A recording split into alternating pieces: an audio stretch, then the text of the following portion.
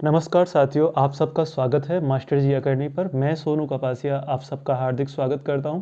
और साथियों, यदि आप चैनल पर पहली बार हो तो प्लीज़ चैनल को सब्सक्राइब कर लीजिएगा और बेल आइकन को ऑल नोटिफिकेशन पर सेट कर लीजिएगा, क्योंकि मैं हमेशा आपके लिए ऑथेंटिक और आपको ना भ्रमित करने वाली जानकारियाँ हमेशा लेकर आता हूँ। मेरा उद्देश्य आपको काम की जानकारी देना है, क्योंकि आपका समय बहुत कीमती है। तो वीडियो के साथ आपको आखिर तक बने रहना है, क्योंकि मैं सारी चीज़ें जो है आपके सामने रखूँगा और उसके बाद में आपके मन में चल रहे विभिन्न प्रकार के जो भ्रम हैं उनको दूर करने का प्रयास करूँगा। तो जैसे कि आप सब जानते हैं, आप जो जानने के लिए यहाँ पर आए हैं कि भाई आपका उत्तर प्रदेश शिक्षा सेवा चयन आयोग का गठन हो चुका है, अब उसका अगला कदम क्या है।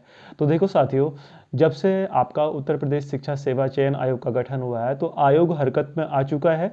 और जो आपका उत्तर प्रदेश शिक्षा सेवा आपका नियमावली है 2023, उसके अनुसार उसका एक छोटी सी झलक आप लोग देख चुके हैं, जिसमें उन्होंने जो भी उनको भर्तियों की जिम्मेदारी दी गई है प्राइमरी लेवल पर, टीजीटी पीजीटी आदि पर, तो उसमें एक चीज़ आपकी निकल कर आ चुकी है कि एक लिखित परीक्षा होगी जिसमें 90% का आपका रिटन एग्जाम होगा 2 घंटे का, और 10% जो है आपका जो है वो इंटरव्यू के बेस्ड पे मिला के, दोनों चीज़ों को मिला के, यानी लिखित परीक्षा प्लस इंटरव्यू को मिला के जो है आपका फाइनल मेरिट बनेगी। इंटरव्यू आपका क्या प्राइमरी और टीजीटी दोनों में होगा, या जो है सभी लेवल पर होगा, या केवल जो है आपका प्राइमरी में ना होकर जो है आपका अन्य लेवल्स पे होगा। तो वो जो चीज़ें हैं वो आयोग का जब इन भर्तियों के लिए नोटिफिकेशन निकल कर आएगा उसमें चीज़ें से निकल कर आएंगी। फिलहाल मैं आप लोगों को बता दूं कि आयोग हरकत में है और आयोग का पहला कदम है कि वो जो है अपना इस 2024 में जो है आपका पूरा साल, क्योंकि देखिए जब आयोग का गठन हो गया तो आयोग का पहला काम है कि वो अपना कैलेंडर जारी करे।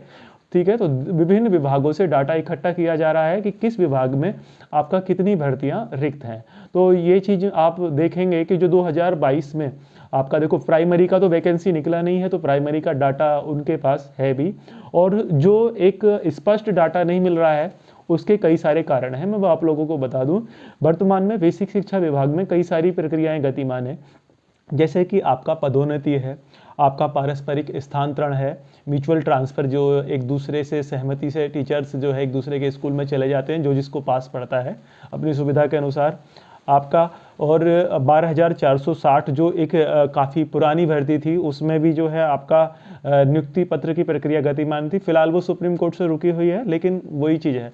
बाकी कई सारी भर्ती हैं जिनमें कोर्ट चल रहा है, लेकिन मेन चीज़ है आपका इन 3 भर्तियों पर डिपेंड करेगा। 12,460 ये चीज़ आपकी, एक पदोन्नति की जो प्रक्रिया है ये, और एक पारस्परिक स्थानांतरण, क्योंकि ये सारा काम कंप्लीट होने के बाद में स्कूलों में आपका किस स्कूल में कितनी वैकेंसी रिक्त हैं ये वास्तविक जानकारी तभी मिल पाएगी।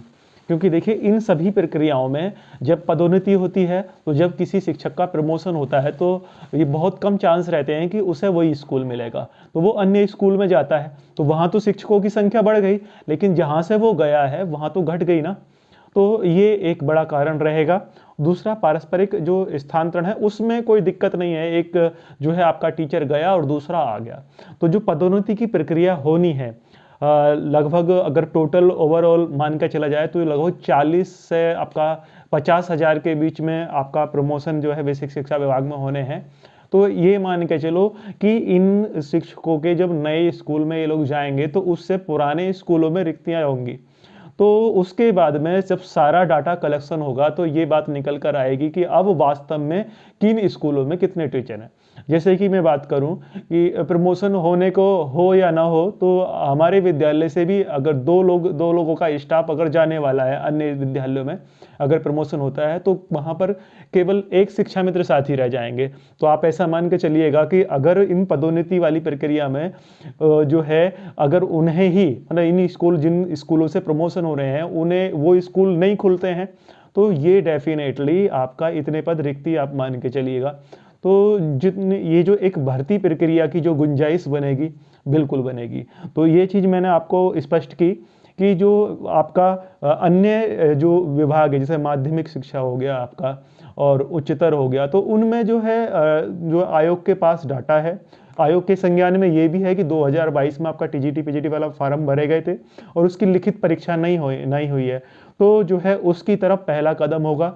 और ये आपको बोर्ड एग्जाम के बाद किसी भी महीने आपका इलेक्शन के लोकसभा चुनाव को दृष्टिगत रखते हुए आपका मतलब ये कभी भी आपको सुनने में मिल सकता है जब आयोग का कैलेंडर आएगा कि आपका जो टीजीटी के 2022 में फार्म भरे गए हैं उनकी लिखित परीक्षा कब है। उसमें ये बदलाव इसलिए नहीं कर सकते कि क्योंकि हर भर्ती की तरह वो कोट कोट वाला चक्कर हो जाएगा, भर्ती फंस जाएगी, ठीक है। या अगर ये पदों की संख्या बढ़ाते हैं जैसे 2022 के बाद में आपका 1 साल बाद या आयोग संशोधन कराएगा तो जो नोटिफिकेशन में जो पुराने आवेदन हैं उनको जो है जारी रखते हुए नए आवेदन ले सकता है। तो ये देखते हैं क्या ये होगा, नए जो है आपका जो उत्तर प्रदेश शिक्षा सेवा आयोग है उसका नया कदम। फिलहाल ये चीज़ क्लियर है कि आपका प्राइमरी में मैंने तुम्हें बता दिया, प्राइमरी में सबसे ज़्यादा वैकेंसी निकलती हैं 40 से 50, 50 से प्लस भी होगी ये बात। लगभग 1 लाख मैं पिछली वीडियोस में आप लोगों के साथ जिक्र भी किया हूँ कि जो है सबसे ज़्यादा संख्या में आपका इसी लेवल पर जो है आपका जो है पद रिक्त होते हैं, क्योंकि देखिए गांव-गांव में स्कूल हैं और जो है जो गरीब का बच्चा है, आर्थिक रूप से जो पिछड़े हुए वर्ग के बच्चे हैं वो इन्हीं स्कूलों में पढ़ते हैं। तो सरकार जो है इस तरफ ध्यान भी देती आई है। अगर मैं बात करूं तो देखो बेशक बिहार में पिछले 2 भर्ती हो चुकी हैं, तीसरी की वो लोग तैयारी कर रहे हैं, लेकिन क्या है कि अगर हम डेवलपमेंट की बात करें विद्यालयों के तो उसमें यूपी में ज़्यादा काम हुआ है। यूपी में तकनीकी रूप से भी आपका काम हो रहा है और जो है आपका जो मतलब संसाधनों की तरफ से भी जो है ऑपरेशन कायाकल्प चल रहा है। तो आने वाले समय में आपका देखिएगा सरकार सीरियस है तो भर्ती भी आपकी होनी ही है। और ये जो मैंने आपको बताया पदोन्नति की प्रक्रिया हो गई और कई सारी जो कोर्ट की प्रक्रिया चल रही हैं, इनसे स्थिति स्पष्ट नहीं हो पा रही है कि जो पद हैं वो 50,000 या उससे ज़्यादा आपके रिक्त हो सकते हैं। कुल मिला के आप ये मान के चलिएगा जब भी आपका प्राइमरी लेवल पे भर्ती निकलेगी तो 50,000 से ज़्यादा पदों पे निकलेगी। ये मैं लिख के दे रहा हूँ आपको, ये समझ लेना आप लोग कि ये भर्ती एक बड़ी भर्ती होगी। तो साथियों जब ये बड़ी भर्ती होगी तो आपको क्या है कि जो हमारे भाई हैं वो तो अदर स्टेट में भी जाकर नौकरी कर सकते हैं, लेकिन बहनों के लिए समस्या आती है कि वो अदर स्टेट जाएं, क्योंकि अपने स्टेट में ही जो ज़िले होते हैं बहुत बहुत दूर अगर जब ये मिल जाते हैं तब भी बहुत सारी दिक्कत होती है। तो यहाँ पर ये एक ही चीज़ है। उसके बाद में आप लोगों ने जाना कि जो है भाई क्यों ये सारा कुछ खेल सबका हो रहा है। अब बात है जो आने वाली प्रक्रिया आपकी होगी प्राइमरी की, टीजीटी की, पीजीटी की, तो उसका जो परीक्षा पैटर्न क्या होगा। तो जैसे कि आप लोग जानते हैं कि जो प्राइमरी लेवल पे है तो उसमें जो आयोग का नियमावली आई तो उसमें एक चीज़ स्पष्ट हो गई कि अब एकेडमिक का कोई महत्व नहीं रहा। यानी कि अब जो है किसी भी कितना भी पुराना विद्यार्थी जो अपना मतलब उस पहले ज़माने में क्या है कि अगर बात करें हम तो उसमें परसेंटेज जो है एकेडमिक में बहुत कम आती थी। तो अब हर वो विद्यार्थी जो बेरोजगार है वो बराबर की टक्कर दे सकता है। तो कहने का मतलब जिसकी जितनी अच्छी तैयारी है उसका आने वाले समय में वो जो है आपका सिलेक्शन के चांस उतने ज़्यादा रहेंगे।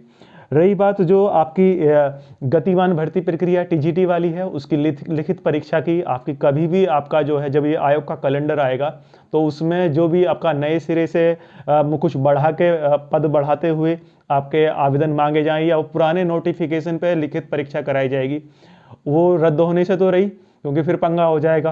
तो ये चीज़ है ये होने वाली है। उसके बाद में देखो जो इंटरव्यू वाली प्रक्रिया है 10% वाला जो चक्कर है, तो दिमाग में ये बात जाती है कि पिछले सालों में अगर हम पिछली 2 टीजीटी की भर्तियों को छोड़ दें तो टीजीटी जो है आपकी बहुत बदनाम रही है।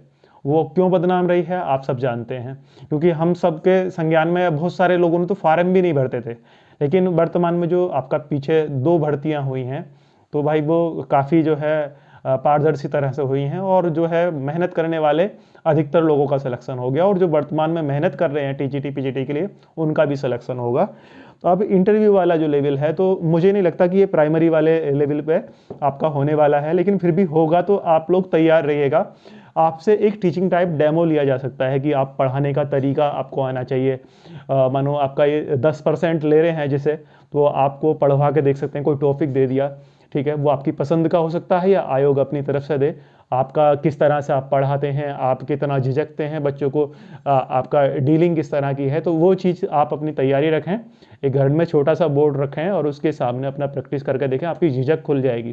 तो ये प्रैक्टिस आप जो है करते रहिएगा, तैयारी अपनी लगातार करते रहिएगा, क्योंकि भर्ती देखो जब भी निकलेगी तो हम मनुष्य की आदत होती है कि जब तक भर्ती नहीं तो हम सीरियस नहीं, लेकिन जो बंदा सीरियस है ठीक है। तो वो जो है अपना चाहे रेगुलर समय देता है चाहे वो कम समय दे, तो आप रोज पढ़ो, ये मेरा आप लोगों से आग्रह है। तो भाई भर्ती के लिए आप तैयार रहिएगा। आयोग का शीघ्र ही आपका जो है कैलेंडर जारी होगा, और कैलेंडर जारी होने के बाद में जो है सारी चीज़ें हैं। अब इस बीच में जो इलेक्शन लोकसभा चुनाव की तैयारी भी पूरे जोरों पे है, तो अप्रैल मई में आपका इलेक्शन संभावित हैं। तो यहाँ पर ये आपका अब आने वाले समय बोर्ड के एग्ज़ाम भी हैं, तो इन सब को देखते हुए जो है आपका जो उत्तर प्रदेश शिक्षा सेवा चयन आयोग है वो सारी चीज़ें निर्धारित करेगा।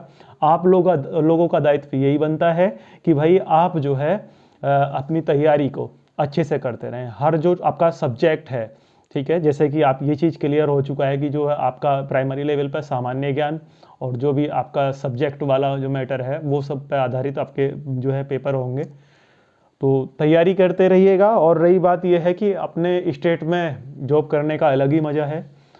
जिनका बिहार वाले उसमें आ रहा है तो उनके लिए बहुत बहुत बधाई, लेकिन उनके लिए चुनौतियां जो है बहुत ज़्यादा होंगी, क्योंकि आने वाले समय में देखिएगा किसी दूसरे स्टेट से जाना जो है बड़ा जो है मतलब अपने स्टेट में आना बड़ा मुश्किल होता है, क्योंकि सब चाहते हैं अपने घर के पास जो है नौकरी करें। और इस जो शिक्षक की भर्ती का उद्देश्य ही जनरली ये लोग मतलब यही माना जाता है कि अपने घर के पास नौकरी करें। तो कुल मिला के ये तभी संभव हो पाएगा, ये नौकरी तभी मिल पाएगी। और क्योंकि भाई बिहार की और उत्तर प्रदेश के अगर हम वेतन में भी अंतर देखें तो वेतन में भी अंतर है। उत्तर प्रदेश में वेतन ज़्यादा है, ठीक है, और स्कूल जो हैं वो बिहार की तुलना में ज़्यादा विकसित हैं। तो आपका उत्तर प्रदेश KVS आपकी मेहनत अगर आप लगातार कर रहे हैं तो आपका किसी भी भर्ती में सिलेक्शन हो जाएगा, चॉइस आपकी होगी। तो तैयारी करते रहिए, साथ जुड़े रहिएगा, चैनल को सब्सक्राइब करे रखिएगा। मिलते हैं जैसे ही कोई अपडेट आता है मैं आपको देता हूँ नेक्स्ट अपडेट के लिए। तो जुड़े रहिए, साथ बने रहिए। नमस्कार।